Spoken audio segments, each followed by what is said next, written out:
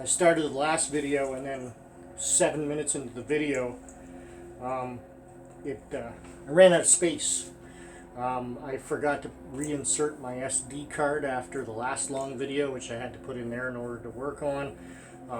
Anyhow, and it's really a shame too, because Elsa, my cat, actually took a swipe at me on camera, which I've now lost because I deleted that anyways. So this is going to be an addendum to my history, my own life history with the occult and the esoteric.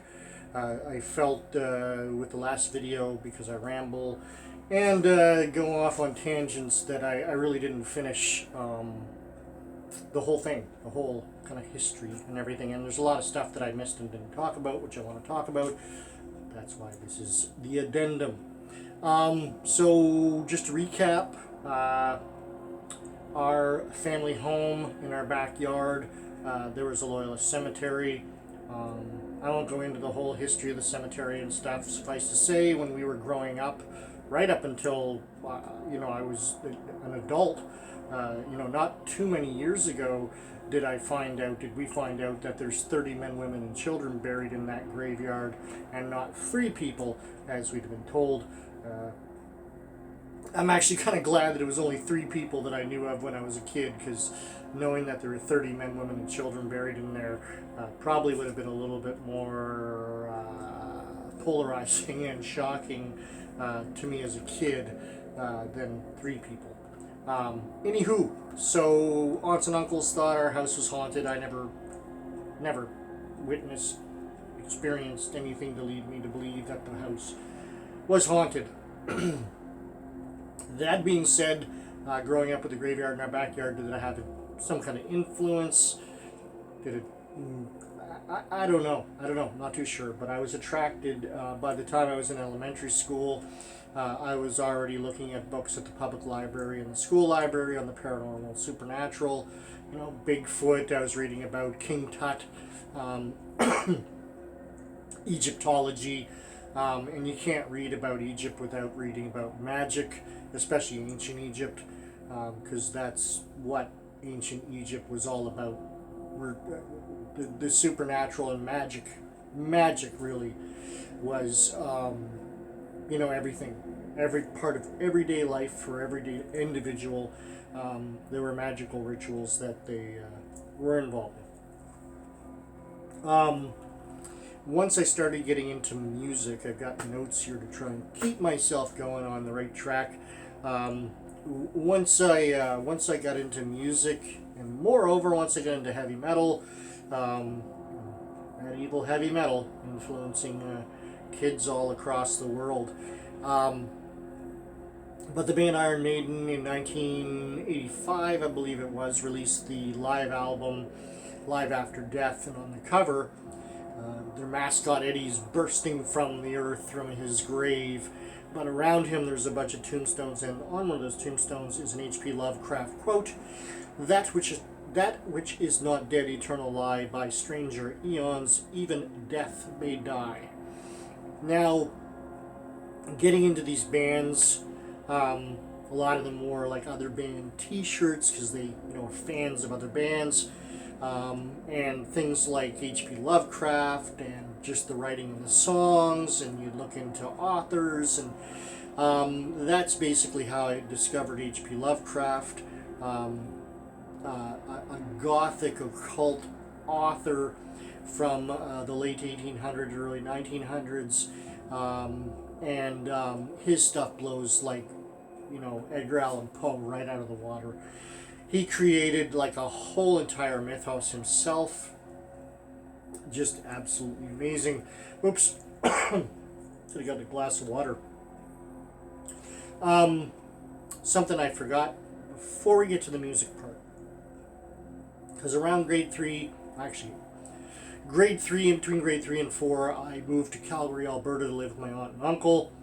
And out there they didn't have French immersion, which is what I was in from grade 1 to 3.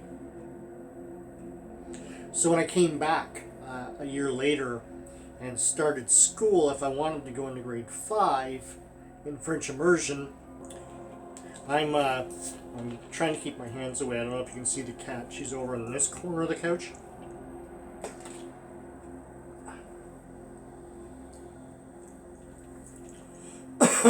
Much better, I think.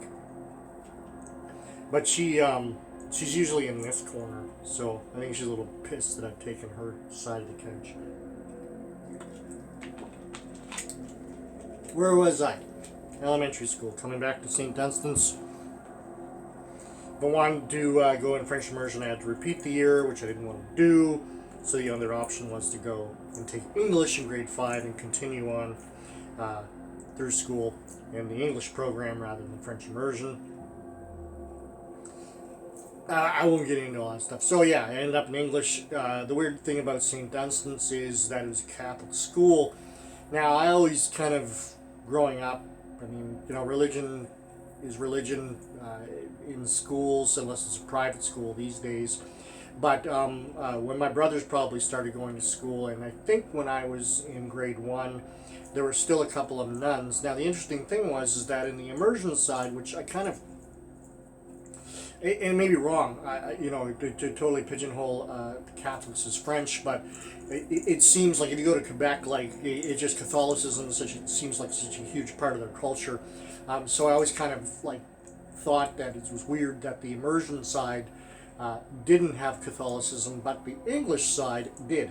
So when I went into grade 5, all of a sudden in our one class during the week was basically catechism, and we grew up in an Anglican household. Grab this again.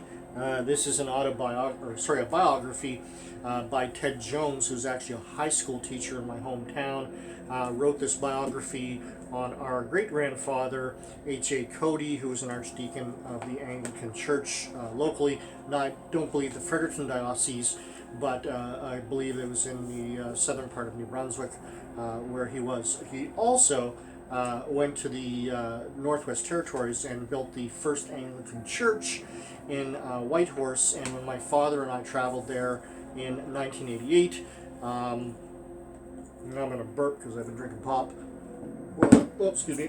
When I traveled there in 1988 with Dad, we actually went to this church that my great-grandfather built, and it's like a log cabin church. So it's kind of neat to see that part of family history.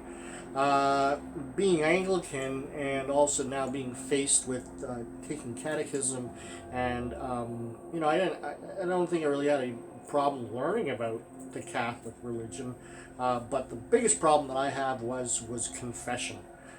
They wanted us to take confession, and in the Anglican Church we don't do no confession. That confession is between you and God, and not some priest as a middleman. And so once we started taking the classes, and I was, you know, kind of confused. I was kind of like, is this right? Should I be doing this?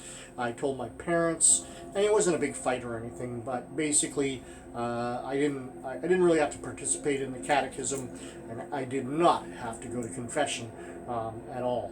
I could go if I wanted to, and I could just talk to the priest about whatever the hell I wanted to. So with that, questions started to arise because of the differences between the Anglican Christian religion and the way Catholics, you know, perform their rites and ceremonies and all of those things. And so yeah, it just brought up a lot of questions, and I think, you know, maybe so 1983, 84. By 85, which is when I started getting into heavy metal, yeah, it was. I was starting to lose religion and really question about the existence of God. I don't think I shucked it off completely at that point, because so back to H.P. Lovecraft, which I found through Iron Maiden. I went to our local mall, went to a bookstore, and I found some H.P. Lovecraft books, which I still own to this day, those same Del Rey books, and I read them. I was watching a video earlier on the Satanic Panic, and the gentleman actually even brought up a story in Victoria, British Columbia, which was where we spent our summers. Now, as a kid in the 1980s, mid-1980s, We went to Victoria every summer from 1986 for Expo 86, and also my dad being a university professor here in our hometown, he taught summer session out at the University of Victoria, which is why we started spending our summers there. Every year we would drive out in a car. And Victoria at one point was had the highest satanic population per capita, next to Sweden on the planet. Whether that's true or not, like this gentleman was talking about a lot of that satanic panic in the 1980s. Just turned out there was very little evidence for even some of the biggest cases, such as Michelle Remembers, who was a young lady in Victoria who ended up at a psychiatrist, and through hypnotic regression, he ended up bringing out this whole story of her father and family being part of the satanic cult, and they did very horrible things to her, and all of this was true. It turned out to be a book. This young lady ended up divorcing her husband, and the psychiatrist divorced his spouse, and they ended up getting married, and put out a book, and it became a huge money-making affair, and later on found that there was no credible evidence for any of this, but that fueled a lot of the satanic panic in the United States, and many of those, many things like, the West Memphis, there's a whole daycare fiasco that happened, and people were exonerated after their lives were completely ruined by crazy Christians, police that had no idea what the fuck they were talking about, and it was just ridiculous. It created that whole, what I call the Geraldo Rivera Satanists, which are basically like those heavy metal kids, that worship Satan and, kill cats and, moved on to, babies or whatever, that kind of shit. But it's just nonsense, that Geraldo type Satanism. Anywho, back to music and back to H.P. Lovecraft. When I got into reading H.P. Lovecraft, I'm going to shift my books here because I forgot to do that when I started this over. So along with those H.P. Lovecraft stories, of course, you are introduced to this book, infamous book, the Necronomicon, or the Necronomicon, or whatever you want to call it. Now, when I read this as like 14, 15-year-old, it scared the crap out of me because I was still kind of half foot in religion, and there's warnings in here about, like, I don't know, even reading it or talking about it or something will, condemn your soul to being chewed on by Cthulhu and his minions. So I threw my book, my first copy of the Necronomicon, into the fireplace and burned it. I think my brother Gordy knows about this as well. And then within about a year, further reading H.P. Lovecraft, come to find out that he completely invented, the mythos. A lot of what's taken from the Necronomicon does have some basis in esoteric, writing and teachings and ancient occult. But really, he created his own grimoire. And I mean, this book is filled with spells. It's got where the hell are they? Oh, they're there. Sigils and all kinds of magic and evil, and it's a work of fiction. Even though it is a work of fiction, I did find this on eBay, which is a hardcover, large edition of the Necronomicon. And when I saw it for the price that it was, and saw that the price that this is normally, I was like, I had to have it. So I'm very, very happy that I made this purchase. Something that I didn't notice, and I don't know how I didn't notice as a child, maybe it was, I don't know, maybe this is a newer edition that I bought a few years ago. The one that I had when I was younger, I do not remember seeing our family name in this book. Now, it's not in the grimoire part of the book. It's in basically the forward section of the Necronomicon, and the Waddell that they refer to is a professor that specialized in Sumerian language and text, and basically it talked about some of the translations. But just to, yeah, that the Waddell family name is in this book, and H.P. Lovecraft was such a huge part of growing up. Yeah, that's pretty damn cool in my books. So the Necronomicon was something that I got into, or not into, but I had read about, got scared, found out the truth, and yeah. So I also had heard about Anton LaVey's Satanic Bible. That was something big that was big back in the day. I do not wish to insult any Church of Satan or Satanists that are out there, but I think the Satanic Bible's garbage. What I know of Anton LaVey, he was a vaudeville. He worked in circuses. He was a crime scene reporter who used to take pictures of suicides and people that had, had their heads caved in from car accidents and whatnot. He was a very eclectic musician. I actually have an album by him on my vinyl collection. It's a kind of a prized possession. Yeah, I just felt he was a showman. I felt that the time was right in the late 60s, or during the 60s, early 70s. The New Age movement was kind of having a resurgence, and I think he was an opportunist that took, had the idea to flip Christianity on its head and kind of give it a big FU, and so he created this form of Satanism, knowing full well that the religions of the world would be like, oh my God, it's a Satanist. He's created a satanic religion. Oh my, it's evil, evil, evil. But that type of Satanism does not worship the devil, does not believe in the devil. Basically, to not get myself in trouble, and what I know about Satanism is it's the belief in oneself. You are your own God. There were things in the Satanic Bible that I just thought were silly. I felt it was kind of an elitist religion or belief system, and just wasn't for me. And again, I've never practiced any types of Satanism or any occult because I don't believe in God and I don't believe in the devil. I can relate to believing in myself.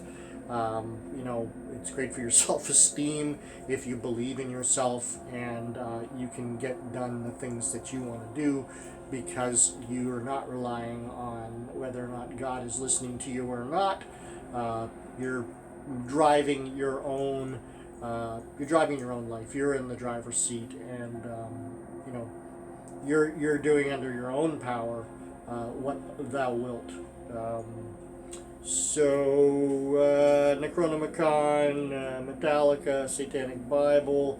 I just wanted to talk about some of the books. I did say in the last video that I have not just spent my whole entire life reading about the occult and the supernatural. I have collected over the years a number of Christian Bibles. Whenever Jehovah Witness or whomever come to the door and offer to give me a Bible, or if I see a free one here and there, I'll grab it, or I'll take it if it's offered. Why not have a collection of Bibles? I think I have about probably 7 or 8 Holy Bible, New Testament version, and Old Testament versions. So this Bible, if you were to flip through it, you will find, let's see, I had to do this in the other one too. I should have bookmarked this. Oh, there's a good one. I read the Bible 3 times from front to back. I did. I honestly read the Bible from front to back 3 times.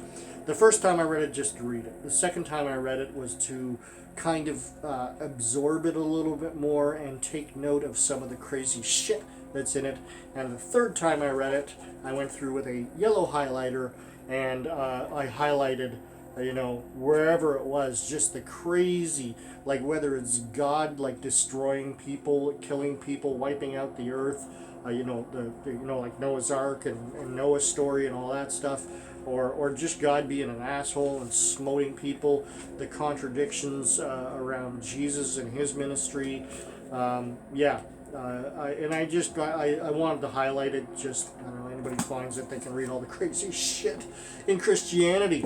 I have also read the Quran 3 times. I didn't want to desecrate it by going through and highlighting what I believe to be crazy material within it.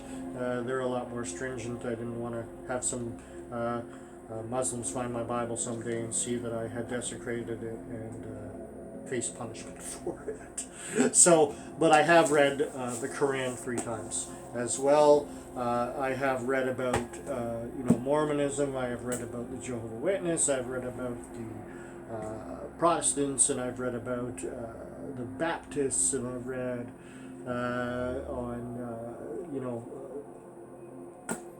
every other world religion pretty much.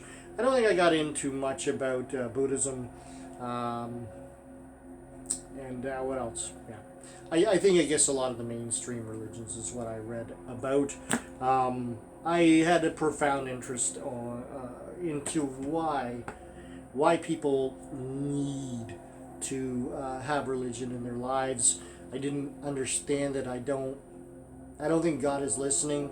I don't think that if God existed, I don't think he's listening. I don't think he fucking cares about the trivial lives of these animals that are on this planet that he created. I just, in a universe, and I mean, now we're learning that there may be, life elsewhere in the universe. I don't know. I just don't buy it. I don't understand the need to ask for forgiveness or prostrate myself in front of anybody or anything. It's just not for me, and I spent a lot of years, I was part of a forum on a website called disclosed.tv. The forum no longer exists, and when I left and deactivated my account, it basically nuked all of my posts, or at least a lot of, I think replies, like if I made a post and somebody replied to it and quoted what I had said, I believe that would have still been there, but I don't even think that the forum exists on disclosed.tv. I think it gave the owners a lot of problems. I was a member of disclosed.tv for well over a decade. I don't brag about it. Some of my friends and some of you that might even be watching this video that were former DTV members used to kind of say, like, hey man, like, you were one of the guys, like you were one of the top posters, and I was very, very active on the site, offered moderation many times, but I never wanted to take it because if I was a moderator, then I couldn't really fight or be involved in arguments. You had to kind of walk what's the word I'm looking for? You couldn't take sides, kind of thing, as a moderator, or show favoritism and that kind of stuff, which there were accusations because I was banned by an alcoholic. There was a couple of us that were banned by an alcoholic moderator who nuked us from the site, and we were actually, the owners of the website, the forum, actually reached out to us sometime later because we weren't coming back. We were like, fuck you guys. And actually asked us to come back as members of the site and lifted the ban and apologized for what that moderator did to us. Coming back, soon the forum was inundated by a lot of Christians who were sprinkling scripture into posts and just kind of making everything about God and religion, and God forbid you you made any posts about the occult or anything like that, because you were really attacked, and they would point fingers at you as being a devil worshiper and all these things, which is what happened to me, and I took them to task on a lot of this sprinkling of scripture into posts, and I fought them for years on that forum, and in the end I more or less gave up. I actually fought for them to have their very own section of the forum where they could post whatever the hell they wanted to in Scripture or about God or you know, I love God, I love Jesus and his little lamb and all this shit. I fought for that for them, so it was really, really aggravating when they would bleed outside of that, and I would call them on it, and this would just cause a great big fight, and I just got tired of it. So today, on comment sections, forums, and things like that, that I'm any type of member of, I don't think I'm really a member of any forums anymore, but comment sections on news sites and stuff. I do not weigh into political posts. I do not weigh into any religious posts because there are crazy people out there on those, like usually on our CBC website and some other ones. Like I play by the rules. I use my real name. You're not. It says right in the rules you're not supposed to use a pseudonym, which a lot of people do. But using your real name and, you know, knowing that you're from this hometown, there's just too many fucking crazy people out there that it's not worth, you know, being whatever, even swatted or accused of this or that. I just stay out of it because it's not worth it. I don't care anymore. Believe what you will. Believe in God, believe in the devil, believe in aliens being our creators, you know, whatever. Believe it if you want. It's up to you. I don't choose to believe in any deity, and yeah, that's the bottom line about that. Anything else that I wanted to talk about while we're on religion and the occult? I did talk in the last video again about kind of the satanic panic that happened during the 1980s. I had actually been watching a video. There's a channel called Esoteric. I think that's just it, Esoteric. You can find it on YouTube. It's an actual, you know, the guy's got he's a doctor. Sorry, I forget your name, your last name. But it's just brilliant stuff. He goes into a lot of detail. He's very knowledgeable. And in this video that he did about the satanic panic, he brought up, you know, Michelle remembers this incident that happened in Victoria, British Columbia. Like I said, when we were out there during the 1980s, my brother, Gordy, I believe, went to this spot. I think it was called the Devil's Horn. It might be in Beacon Hill Park. I was trying to remember the name of the last video. Thank goodness I remembered it now. But I believe the Devil's Horns were there. It was like a place where they did satanic rituals and believed to be a gateway portal to hell. The Oak Bay Cemetery, absolutely beautiful, beautiful. I love old cemeteries. Just love them. And I used to sit in the Oak Bay Cemetery and read H.P. Lovecraft books when I was a kid. But this, I was told, I don't know if there's any actual newspaper clippings about this to prove that it did happen. It probably didn't, given what we know now about the satanic panic, but I had heard that, you know, there were so many Satanists in Victoria that on Halloween that they had to set up the fire department at the entrances to the graveyard and, you know, fire hose away the Satanists that were trying to get into the graveyard to dig up graves, to get skulls or perform satanic rites or whatever. I don't know if that's true or not anymore. But again, it was a very satanic place. I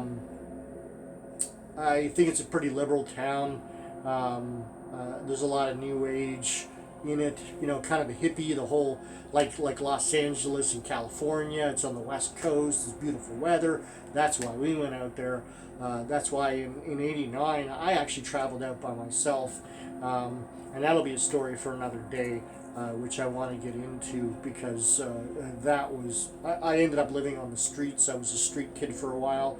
I was totally clean, did not do any drugs. I mean, I drank alcohol with my friends, but I wasn't like an alcoholic or anything. I didn't, you know, turn to breaking the law. Anyway, going off on a tangent. I'll talk about that in another video. Yeah, I lived out there by myself for a little while. And it's an interesting place, a beautiful place, and I love the West Coast and miss it dearly. And we spent a lot of time there as a kid. I had said this in the last video, just about education. So in grade 10 at my high school, my math teacher, if you could call him a math teacher, was a former shop teacher and he was now teaching math, and I don't know why. Maybe they had a teacher shortage. Who knows? But he would take the textbook and copy number per number what was in the example in the textbook on the chalkboard and go, that's how you do it. And wouldn't explain anything to us on how you did math. And for me, like, math has been a stumbling block in my brain. I'm not mathematically wired. I've had problems with mathematics since grade one. I still have problems with math and numbers today. I probably maybe could have been a physicist or worked for a space agency or something like that had my brain been wired correctly. My dad, who's an economist and taught economics, of course, numbers are his life. I'm adopted. It might have been harder for him to even swallow had I been his own blood, that this lad just can't wrap his head around math. I think he thought I was lazy. I don't know. I just don't get it, and I never have got it.